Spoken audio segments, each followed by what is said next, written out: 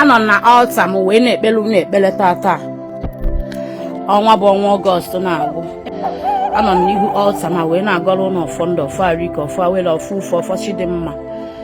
tata ọnwa Ọgọst na-agụ a sị na Ifeọma ka unu ya afụ awele ka unu ya afụ chidimma ka unu ya afụ unu kụba na unu ya akụtụ unu buwe unu ya egbute ọnwa Septemba bụ ọnwa mba a sị na ihe ọbụla bụ ihe ike si ọnwa mba agaghị erute anyị aka asọlasị na-efere ọdịnala Igbo n'anya na-efere ihe na-eme n'anya a sị na ihe ọma bụ ihe ya emere gị ka Ọgọst a na-agwụ ka nsogbu gị niile na-ejedebe ka ọla akwụso gị na-ejedebe ukese gị na-ejedebe akpa asịsa so gị na-ejedebe akpakọtachasị aghasa so gị na-ejedebe ụzọ gị na-eghele oghe ụzọ akụ ụzọ bụ ụzọ awele ụzọ ufe ụzọ chidimma ihe ọbụla bụ expenses above income a sị na tata ka ebupụrụ gị a sị na ụzọ gị eghere gị oghe